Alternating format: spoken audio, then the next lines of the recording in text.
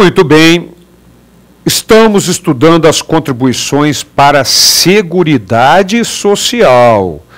Contribuições previstas no artigo 149, de competência exclusiva da União, sociais para a Seguridade Social. Já sabemos que a competência exclusiva da União, mas os estados, DF e municípios poderão instituir em benefício dos seus servidores, sabemos disso. E sabemos vários detalhes já sobre quais as contribuições já existentes, a criação de novas contribuições, a questão do princípio da anterioridade mitigada, o nonagesimal, o nonagentídio. E agora vamos continuar o estudo das nossas contribuições para a Seguridade Social. Já dissemos, tratamos aqui do conceito de imunidade. O que é o conceito de imunidade? Imunidade é uma vedação constitucional à cobrança de um tributo. É uma vedação constitucional, é quando a Constituição Federal proíbe que determinado fato jurídico seja considerado fato gerador. Nós já vimos uma imunidade relativa às contribuições para a Seguridade Social no artigo 195, parágrafo 2º da Constituição, que determina que as contribuições para a Seguridade Social não poderão ser cobradas dos aposentados pelo regime geral da Previdência Social, de que trata o artigo 201 da Constituição Federal. Então, já conhecemos esta imunidade relativa às contribuições para a Seguridade Social, lá do artigo 195, inciso 2º, combinado com 201. E agora vamos conhecer outra imunidade, outra vedação constitucional à cobrança de um tributo. Ela está no artigo 195, parágrafo 7º da Constituição Federal. Vamos lá? Artigo 195, parágrafo 7º. São isentas de contribuição para a Seguridade Social as entidades beneficentes de assistência social que atendam às exigências estabelecidas em lei, estabelecidas em lei. Ora, vários detalhes importantes sobre este parágrafo 7º do artigo 195 da Constituição, esta imunidade. Então, vamos lá. Em primeiro lugar, o Constituinte utiliza a expressão isentas, são isentas de contribuições para a Seguridade Social. Na verdade, isso não é uma isenção. Se a Constituição Federal proíbe a cobrança, é uma imunidade. E o tarado do examinador adora pegar vocês nisso aí. Ele vai colocar a literalidade do texto do artigo 195, parágrafo 7º, são isentas de contribuições para a Seguridade Social, as entidades beneficentes de assistência social, sem fins lucrativos, atendidos os requisitos da lei, e vai perguntar qual o benefício fiscal é que se refere à questão. E é uma imunidade. Ah, mas o Constituinte escreveu lá isenção, Borba. Por quê? O Constituinte não tem o conhecimento jurídico, nem o revisor, não é o conhecimento jurídico, para saber que isso é uma imunidade. Legal? O curioso dessa história toda é que a Constituição traz uma série de imunidades que nós vamos conhecê-las mais tarde. Mas em nenhum momento utiliza a expressão imune. Diz que não há incidência, diz que é isento, mas a expressão imunidade não é utilizada em nenhum momento quando a Constituição Federal as estabelece. Estabelece essas imunidades constitucionais.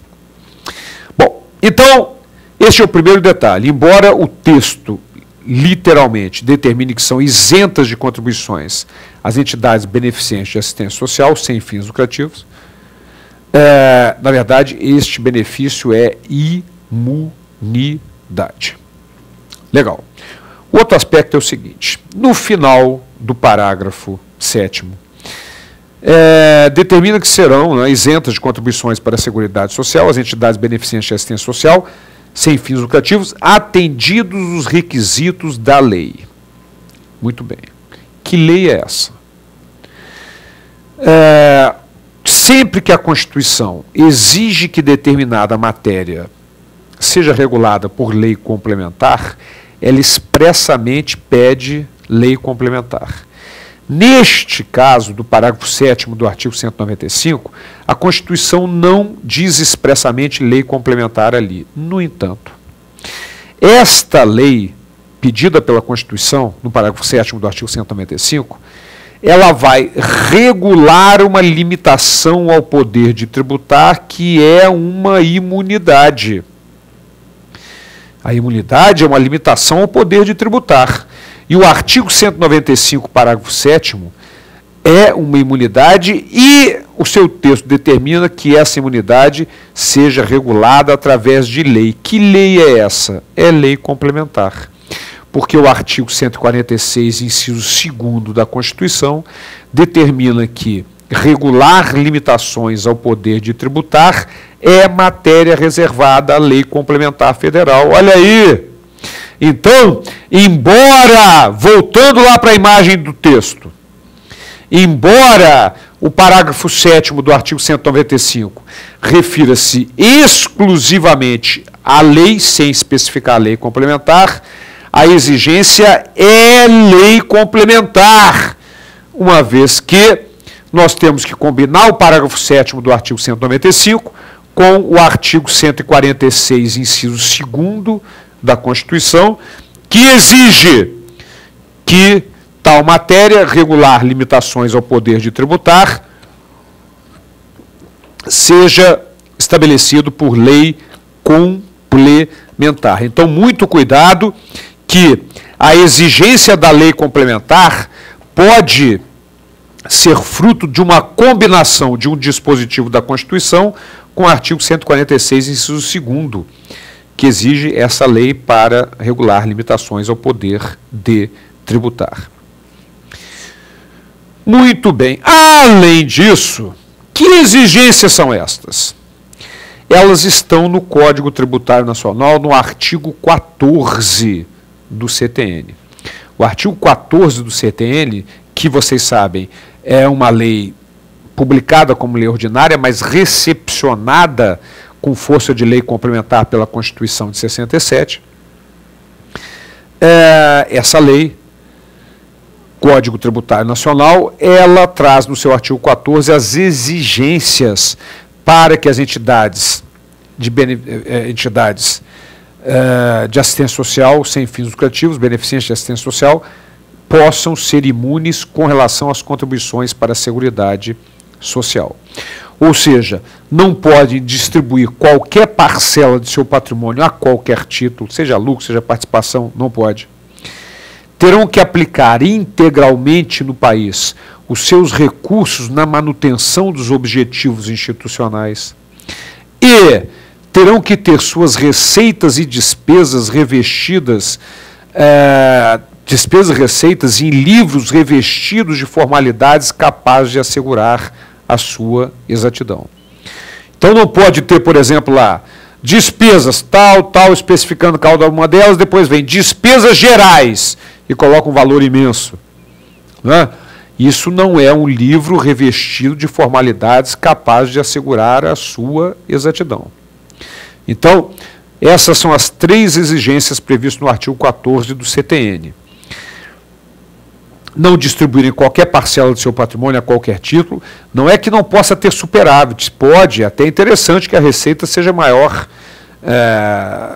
que a despesa, no entanto, isso tem que ser revertido para a própria instituição. Então não pode repartir nenhuma parcela do seu patrimônio a qualquer título, tem que aplicar integralmente no país os recursos na manutenção dos objetivos institucionais e, além disso, terão que ter suas receitas e despesas em livros revestidos de formalidades capazes de assegurar a sua exatidão.